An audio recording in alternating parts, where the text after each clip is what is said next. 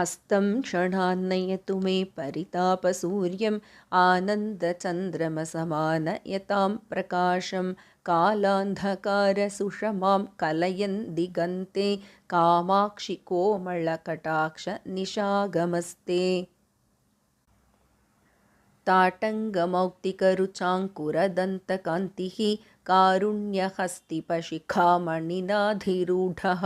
उन्मूलयतु अशुभपादपमस्मदीयं कामाक्षि तावककटाक्षमतङ्गजेन्द्रः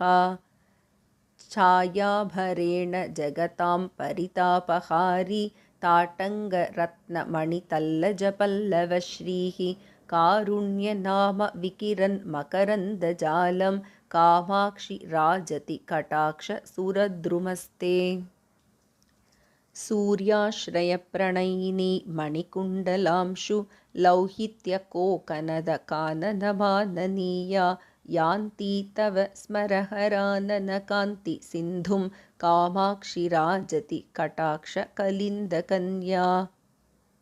प्राप्नोति यं सुकृतिनं तव पक्षपातात् कामाक्षि वीक्षणविलासकलापुरन्ध्री सद्यस्तमेव किल मुक्तिवधूर्वृणीते तस्मान्नितान्तमनयोः इदमैकमत्यम्